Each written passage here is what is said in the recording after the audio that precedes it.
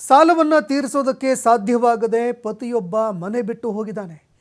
ಹೀಗಾಗಿ ತನ್ನ ಪತಿಯನ್ನು ಹುಡುಕಿ ಕೊಡಿ ಅಂತ ಪತ್ನಿ ಇದೀಗ ಠಾಣೆ ಮೆಟ್ಟಿಲೇರಿದ್ದಾಳೆ. ಅಲ್ಲಿ ಇಲ್ಲಿ ಅಂತ ಸಿಕ್ಕಾಪಟ್ಟೆ ಸಾಲ ಮಾಡಿಕೊಂಡಂತಹ ಪತಿರಾಯ ಸಾಲ ತೀರಿಸೋದಕ್ಕಾಗದೆ ಮನೆ ಬಿಟ್ಟು ಪರಾರಿಯಾಗಿದ್ದಾನೆ. ಇನ್ನು ಮನೆ ಬಿಟ್ಟು ಪರಾರಿಯಾಗಿ ಹೋದಂತಹ ಪತಿಯನ್ನು ಹುಡುಕಿ ಕೊಡಿ ಅಂತ ಇದೀಗ ಪತ್ನಿ ಪೊಲೀಸ್ ಠಾಣೆ ಮೆಟ್ಟಿಲೇರಿದ್ದಾಳೆ.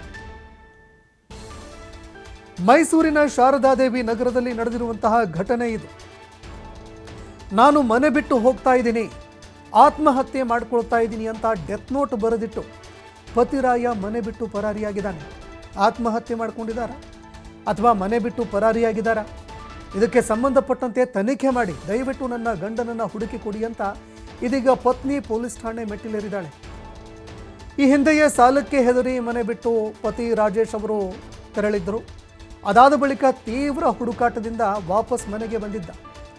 ಈಗ ಮತ್ತೆ ಈ ಸಾಲದ ಹೊರೆಗೆ ಹೆದರಿ ಮನೆ ಬಿಟ್ಟು ಹೋಗಿದ್ದಾರೆ ಅನ್ನೋ ಮಾಹಿತಿಗಳು ಲಭ್ಯವಾಗ್ತಾ ಇದೆ. ಮೈಸೂರಿನ ಶಾರದಾದೇವಿ ನಗರದಲ್ಲಿ ನಡೆದಿರುವಂತಹ ಘಟನೆ ಇದು. ನಾನು ಮನೆ ಬಿಟ್ಟು ಹೋಗ್ತಾ ಇದ್ದೀನಿ, ಆತ್ಮಹತ್ಯೆ ಮಾಡ್ಕೊಳ್ತಾ ಇದ್ದೀನಿ ಅಂತ ಡೆತ್ ನೋಟ್ ಬರೆದಿಟ್ಟು ಪತಿರಾಯ ಮನೆಯಿಂದ ಎಸ್ಕೇಪ್ ಆಗಿದ್ದಾನೆ, ಮನೆ ಬಿಟ್ಟು ತೆರಳಿದ್ದಾನೆ. ಇದಕ್ಕೆ ಈಗ ಪತ್ನಿ ತನ್ನ ಗಂಡನನ್ನು ಹುಡುಕಿ ಕೊಡಿ ಅಂತ ಪೊಲೀಸ್ ಠಾಣೆ ಮೆಟ್ಟಿಲೇರಿದ್ದಾಳೆ.